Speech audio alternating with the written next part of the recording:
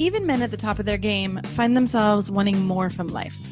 Whether it's more meaning, unshakable confidence, a bigger impact, more money, deeper love, a hotter sex life, or a powerful legacy. Find out how good your life can be on this episode of Man Alive.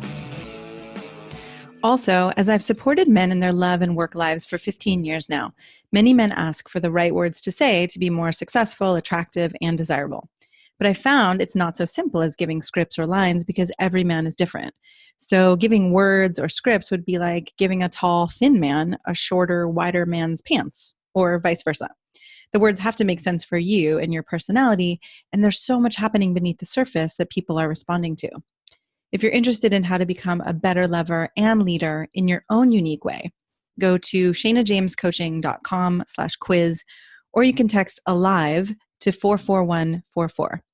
It only takes a couple minutes and you'll start to get an idea of how you can be both more respected and desired. After you fill it out, we can schedule a time to review your quiz and talk about your specific challenges and desires. So again, go to either shanajamescoaching.com/quiz or text ALIVE to 44144. That's ALIVE to 44144. Enjoy this episode of Man Alive. Hello and welcome to this episode of Man Alive. Today is going to be a fun one because I have one of my favorite people, Tripp Lanier, here to talk about his new book, This Book Will Make You Dangerous. Welcome, Tripp. Thank you for being here. Thank you, Shana. Good to see you again. Good as to always. See you too. It's fun. It's fun. I really love that you bring in the fun as well as the depth. We've been colleagues. You've coached me. We've been in the world together for, I don't know, a good 15 years. And we're aging ourselves.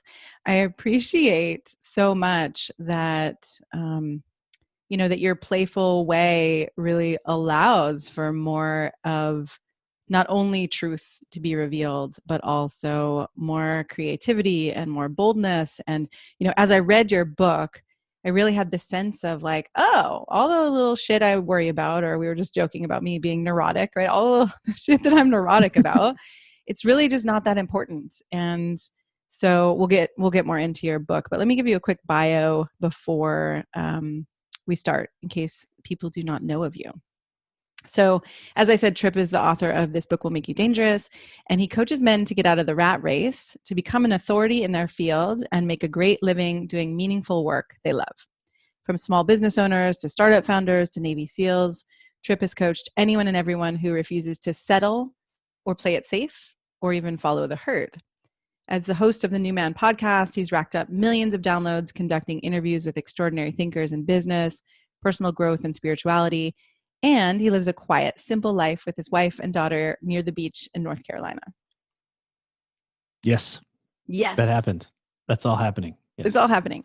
All right. The thing that I wanted to know as I was listening to your book, I always want to say reading, but I don't know if that's cheating if I say listening, reading. I don't know if it matters, but I listened to the audio version of your book, which was amazing. And it was so fun to hear your voice.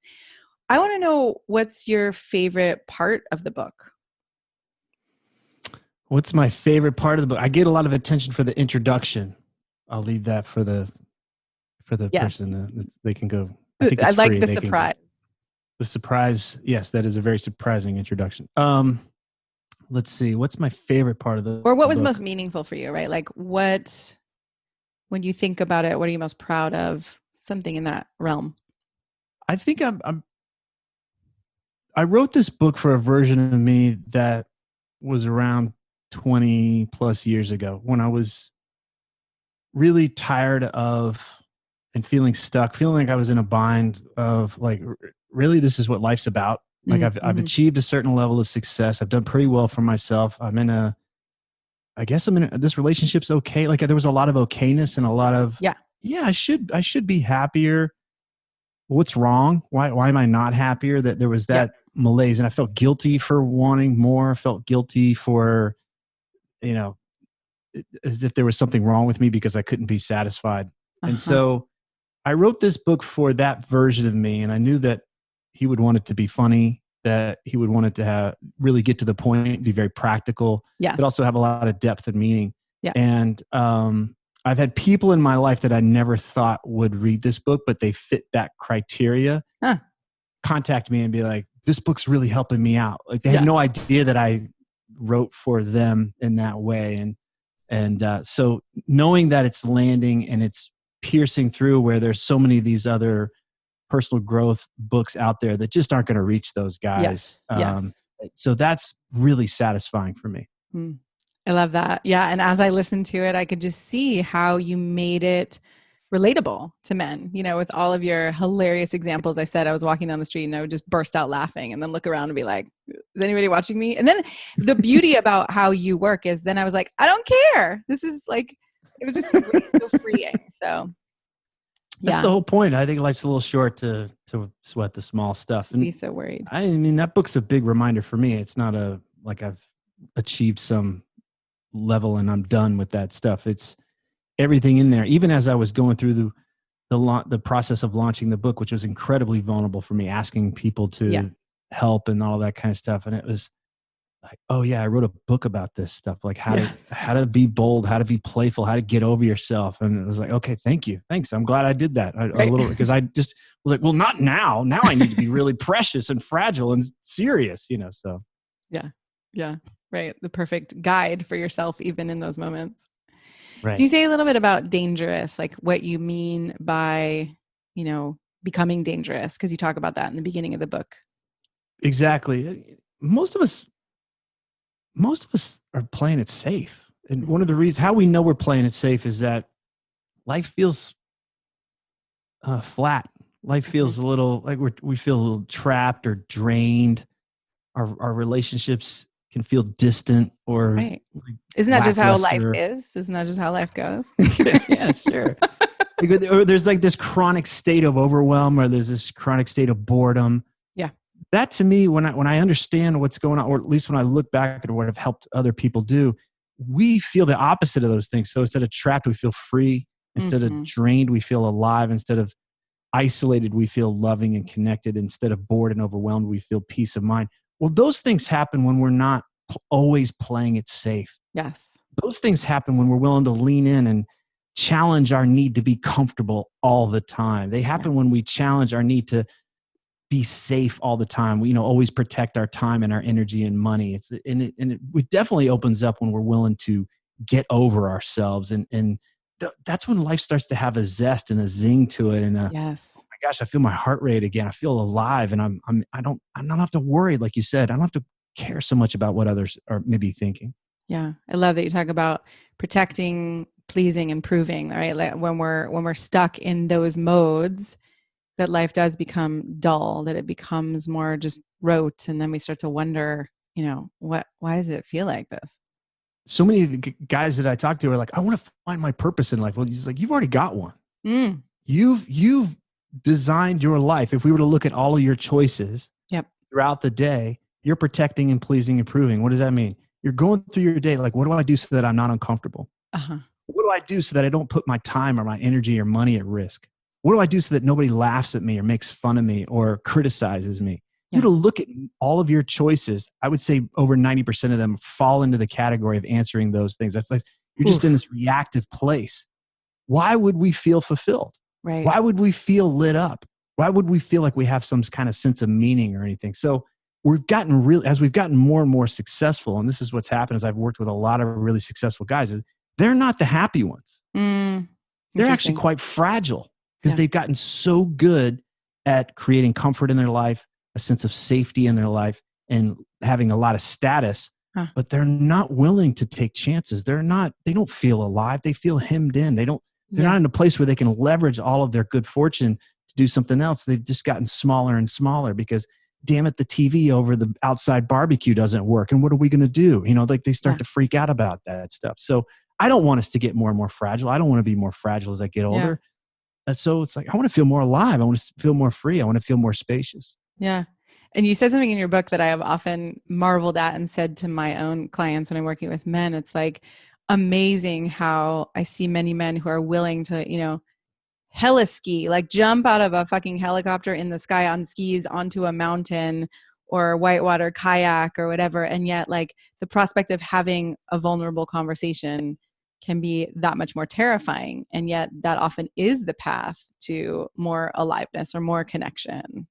Exactly. I love that you brought that up, because dangerous, when we, it's a loaded word. We think of danger. So I'm going to put myself in mortal danger. Right. But most of us are not going to do anything that's mortally dangerous on a regular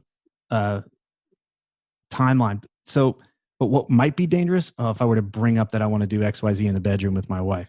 Right. Ooh, that feels or a little what more might risky. be dangerous. Yeah, it's like, I just want to raise, or I want to talk to my business partner about revisiting the operating agreement. That's all dangerous stuff. We could feel like, oh man, I don't know if I want to do that. Yeah. I'd rather go chuck myself out of an airplane with a parachute. It's like, yeah, I'll go do that. But I won't talk to my business partner. We'll just let this thing drag on and be toxic for the next X years. Right. Toxic, or like, I'll just be dissatisfied with my sex life or my relationship in some way. And yet, a lot of times when I say to men, like, okay, well, what conversations have you had with your partner about that? It's like, haven't. Nope. Yeah. We think we understand what's going on here. Yeah. Yeah. I love what you talk about, that, what's a threat to self-image or comfort can actually seem like a threat to our lives. That we're so comfortable driving around in our cars, drinking our $6 lattes. And then that the likelihood that any of us are actually going to be on the street, or that things are going to fall apart so badly, like, it's just so rare. And you also talked about how you, at a time in your life where you had less money, and I was remembering this, it was like, you're in your 20s and you're living with a bunch of guys and your cockroaches in your apartment, but you guys were happy. And I relate to that. Like, I think back a lot, because I have a couple girls in the front of me. I live in a back house, and in the front house there's these two apartments of young girls in their 20s, and I look at them and I'm like, oh, life was so fun then. And I have this longing, like, what happened to my fun? Probably drinking and screwing less than they are. So who knows? Yeah, exactly. So I appreciate, that you bring it back. Like, we think, oh, if I have more money, if I have more accomplishments, I have more clients, then that's what's going to make me happier. And yet that's not necessarily the case. I think it's important to say, hey, look, comfort is important, right? Yeah. It's really important that we feel safe. It's really important that we belong and we feel accepted. Yeah. I think where we get off the rails is when we think that's all I need. Then everything's going to be fine. Then I'll be set. Yeah. And that's where we reach this point, and it's like, okay, well, I've got a ton of comfort now. I've reached this mental place where I was supposed to have X amount of money, and I was like, I'm there, but it doesn't feel right. Oh, I must need more.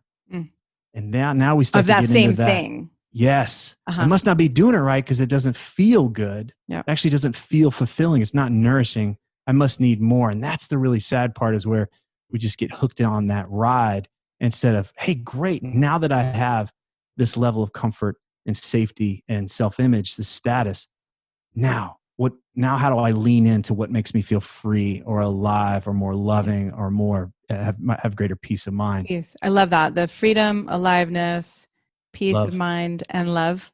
Yes. Yeah. And let's go over why we do that. Because if I were to ask somebody, do you feel fulfilled today? Most of the time, the guy's like, I don't know. Yeah? No. I don't know. But if I say, hey, do you feel free today? And he's like, no. Like, he can be really quick with that. It's like, well, why not? He says, well, look at my schedule. Look, I've booked myself from sun up to sundown. I don't have any time to do this. And I feel like every moment of my day is, accounted for or whatever. Okay, great. Yeah. You feel alive today? No, I feel drained. I've got all this stuff going on, blah, blah. My wife's at me for this and that. So breaking it down into freedom, aliveness, love, and peace gives us a place to start a conversation to say, okay, well, what would have you feel more free today? Not just once you've reached your big magical finish line. Right now. Right now. What would that be today? Oh, well, it might be a conversation. It might be, hey, I'm going to take the afternoon off, or I'm going to do ABC a bit more, or what would have me feel more alive? I'm going to pull a prank on my business partner. That's going to be fun. I'm going to see the look on his face when you're just like, oh, you can feel it all. It starts to get a little, I know. All right, this feels good. Yeah. It gets excited. What would have me feel more loving and connected? I haven't looked at my wife in the eye in 3 weeks. It's just like, what are those things we can get really specific, and we can start to lean in, start to be a little bold, start to be a little playful, and get over ourselves. And so how do you work with men to make that shift, right? Is it just like, oh, you ask the specifics, what would make you feel more free? So let's integrate that now versus, here are the things I thought would have me feel more Yeah. accomplished. It helps to get out of this, what's normal in our society is these big goals. Everybody's got their foam core vision board, right? Like, okay, this is the thing. This is what's going to make my life a success. And I always say, well, how would you know this all worked? How would you know it was worthwhile? Because my guess is if you created all of that stuff on your foam core vision board and you still felt trapped or drained or isolated or bored or overwhelmed, we wouldn't have hit the mark. No.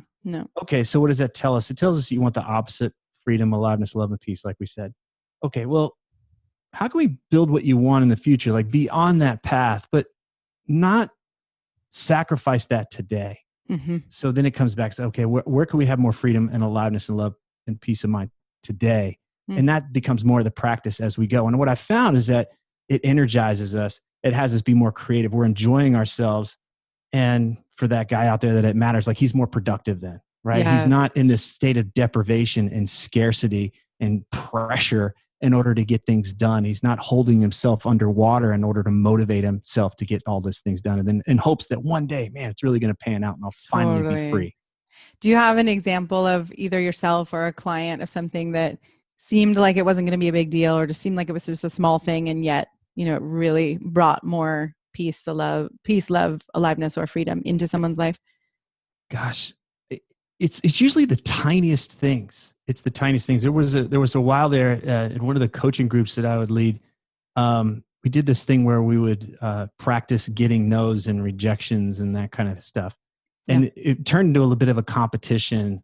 And I think for a while, it was one of the things was, okay, go into Chipotle and ask them if you can make your own burrito. Of course, they're going to say no. But it was just the very act of going into a restaurant. What's that? The boldness of just doing that. I could see boldness, but also there's kind of a tee-hee-hee moment. Yeah. Like, nobody's getting hurt, and they say no, and they're like, I'm so sorry, we just can't allow you to come back behind the glass. And it was like, but they just suddenly feel more alive. And they hadn't felt that aliveness in who knows how long. Right. But it was just, hey, I'm being willing to be playful. These people are going to look at me like I'm nuts. I'm okay, even if they think I'm crazy. Right. Even if they think I'm crazy. Yeah, you realize you're not so fragile. Yeah. Reminded me of driving around in high school and putting weasel poop in people's mailboxes. Wait, what? Where'd you get weasel poop? I had a friend who had a weasel. A ferret. Was it a ferret? I think it was a ferret. And all right, one night we just decided we were going to drive around and put ferret poop, like, in a little... I don't condone that kind of behavior. That's terrible. It's horrible.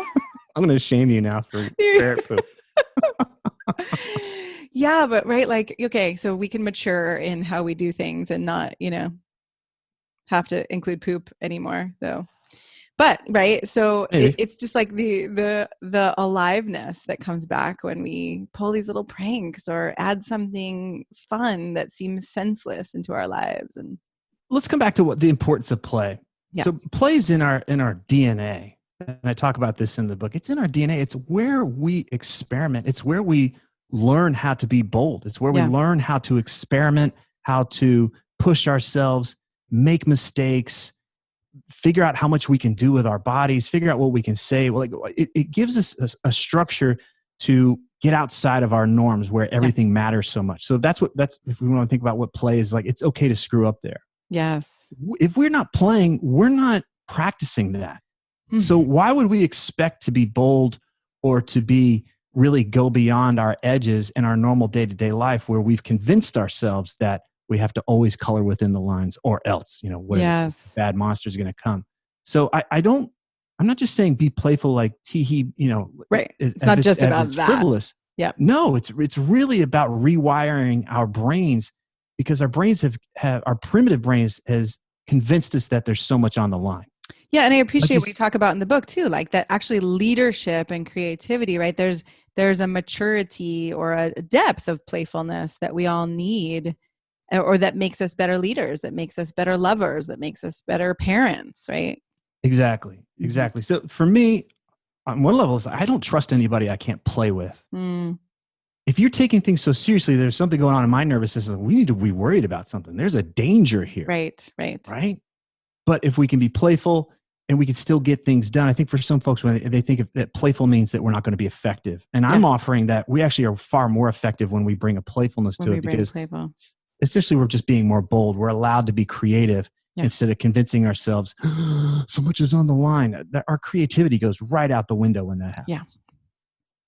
Yeah. The other thing I think about as we talk about playfulness is kind of, I don't know if it's the other end of a spectrum or just it feels in line, but like, doing things that are meaningful, right? There's the playful, or there's the aliveness aspect, like you said.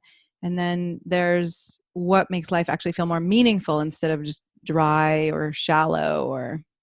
Yes. Mm-hmm. Meaningful comes from when we understand that we're playing for something bigger than ourselves. And when we're in our earlier years, it kind of is about us. Like we don't have the capacity to really think about much beyond what ourselves. Do I want to do Friday night? We just get self-absorbed. But a lot of us, if you think about what happens, we may start our professional lives at that time and then play the same game for the next 10, 20, 30 years. Yeah. And then wonder why it feels so draining or so blah. Yeah. And a lot of times because we haven't transitioned to playing for something bigger than ourselves. And so when I have that conversation with guys that I want to do something more meaningful, they have yet to really zoom out and be like, yeah, how can I leverage all of my years doing XYZ to help others or to play a bigger game that's going to just go beyond my own bottom line. Yeah. Yeah. And it reminds me of what you talk about boys in the bodies of grown men, or right, where we're these younger parts of ourselves still running the show instead of, stepping up. And I think you talked about it in the context of actually being responsible for our own happiness or our own well-being, but I'm seeing it in this way as well, like a maturing or, growing up of that life vision where something is more meaningful. It comes back to that idea is like, well, if I just do ABC, then I'll be set. That's the big trap. That's what, from the very earliest pages of the book, it's coming back. It's like, you've got to recognize this idea that there is a finish line, that is a trap. The finish line is a trap. Yes. Yeah. Yes. Seeking that finish line is a trap. And so one of the things is like, well, once I'm married, once I get a job, I'm done. My job, it'll be up to my job to be the thing that fulfills me. It'll be up to my marriage to be my wife's job to figure out what makes me happy. Yeah.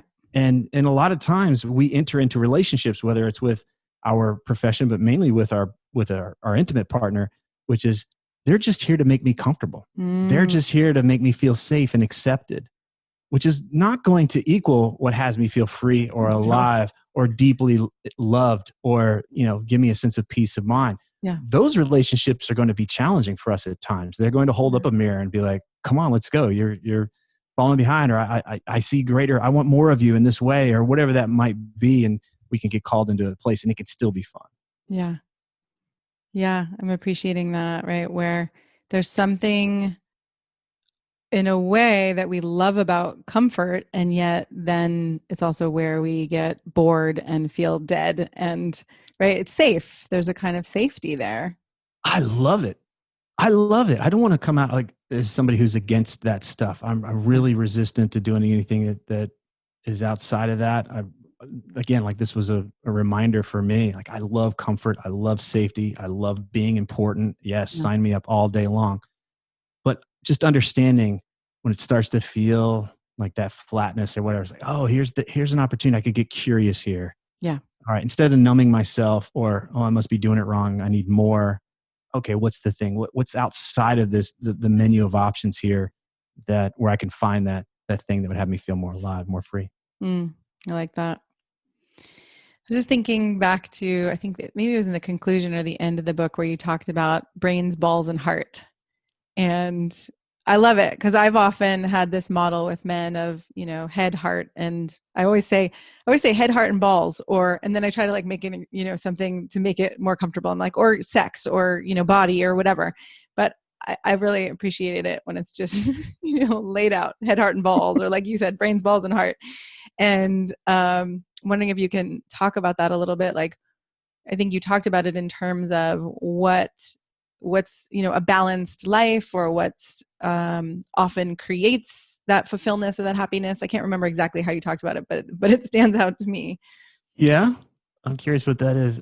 Brains, balls, and heart. Yeah, it's like, yeah, we can live. I think some of us can get stuck in any one of those things, or maybe a combination of two of those things, and then we Yes. leave off the third. Yep. Right. So we can exile that third because it's not okay to have a heart. I could Right. be this smart guy during the day, and then I just have lots of sex with people, but I don't have a heart. Right. Or Right. Or I I can often be work with the really nice guys who have like a lot of brain and a lot of heart, but then it's not okay to have sexual desire or power or that primal part. exactly. Those are the more common versions that we see. Yeah. And so it's an invitation. It's like, yeah, you can have all three, and they don't even have to necessarily water it down. It's more about being an adult in those places. Yeah. The child version of us is the one that's it's learning how to navigate that world. It's probably not even the child's job to navigate that world. It's more the adult in us to really understand the power of our brains, the power of our heart, and the power of our balls. Yeah. So I don't know if you just wanted to say balls a lot, or if there was something else you wanted to talk about there. Well, I think there was also the aspect of that nobody's going to be perfect, and that the idea of getting back on the horse, right, is like, trying again, being willing to risk, being willing to fall off, being willing to. I think that's why it's important. We got to do this, like we got to do this in community. And it sounds weird for me because I'm a bit of a hermit, but I've noticed that if I'm by myself, I tend to be a lot more precious. Uh-huh. It's up to me. I got to get it right. But if I'm around a bunch of other guys and we're out and about and we're just having fun and we're not worried about how we look or whatever, there's a thing is like, oh, you face planted. Yeah, I face planted too. Ha ha. Like there's a thing where it's like, oh, it's okay. Yeah. It's totally fine. And whatever can relax that part of us that says, oh, I have to always get it right. I have to always appear like I've got it together. I find that when I'm around others that reward that, like, right on, good to go. Like it's such a, what a gift to be able to take myself less seriously. Yeah. Yeah. And then one other thing I'm thinking of is the part in the book where you talk about how when you look at, was it zebras? You use the example of how prey, like those animals that are prey, actually have their eyeballs on the sides of their head. Yeah. But when you look at hunters, right, their eyeballs are in the front and looking forward, and that we actually, as a human species, have our eyeballs in the front. And so, yeah, I would love to hear a little bit more about the distinction in the human life, of being prey versus being a hunter.